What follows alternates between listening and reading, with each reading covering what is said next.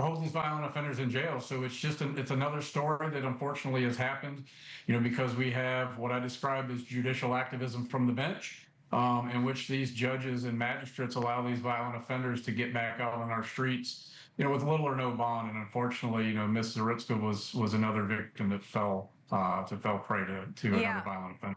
You posted this poor woman was killed because of failures in a system designed to protect her.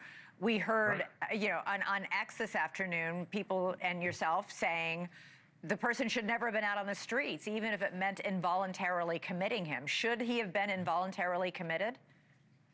I think that would have been a viable option to do. Obviously, from his pretrial release charge, for the misuse of 911 calling from the hospital, I think it's clear that there's some mental health issues going on.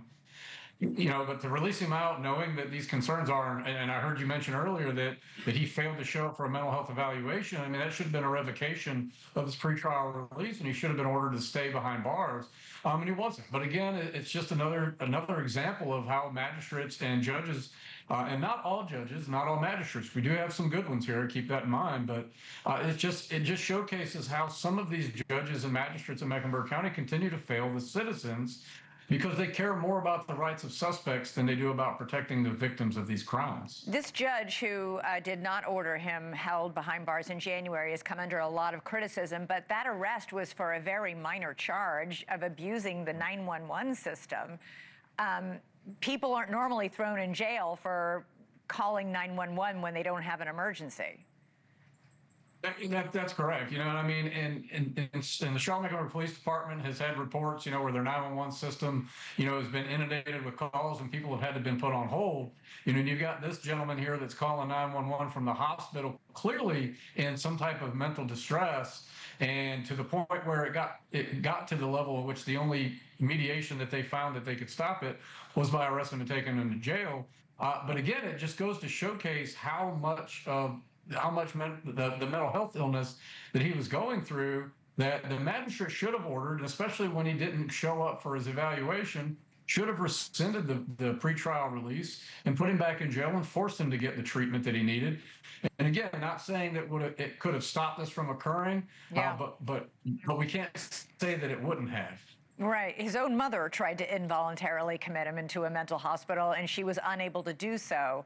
If a mother can't do it, can we really expect the state to do it, or should we expect the state to do it? Because this isn't a Charlotte, North Carolina issue. We're seeing this in cities across the country. Homeless, mentally ill people who are a danger to themselves or others.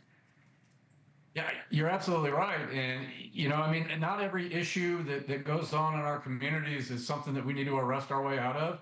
Obviously, there needs to be programs and a look at what we can do through legislative reform, to hold people a little bit more accountable and to do mental health evaluations to make sure that they're not only, not a danger to themselves, but obviously not a danger to the rest of the community as well. But again, when we've got judges that let violent offenders out, I mentioned this earlier that, just a few years ago, we had a convicted felon who opened fire on Charlotte-Mecklenburg police officers.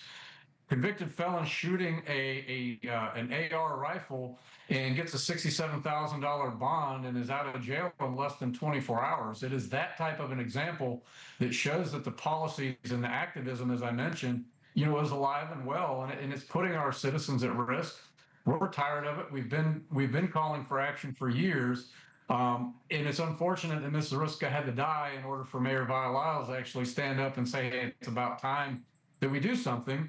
Because we've had 2 homicides at our transit center that this train runs through just this year alone. And we had a man brutally attacked on a CATS bus earlier this year, and Mayor Vargas was silent on all of those.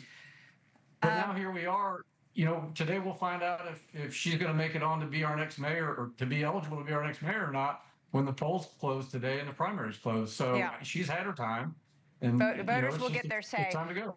Very quickly, I just wanted to get your take on the reaction of the fellow passengers. In all fairness, they might not have understood exactly what had just happened. Thank you for watching. Subscribe below and download our NewsNation app right now on your phone, and you will get fact-based, unbiased news for all Americans.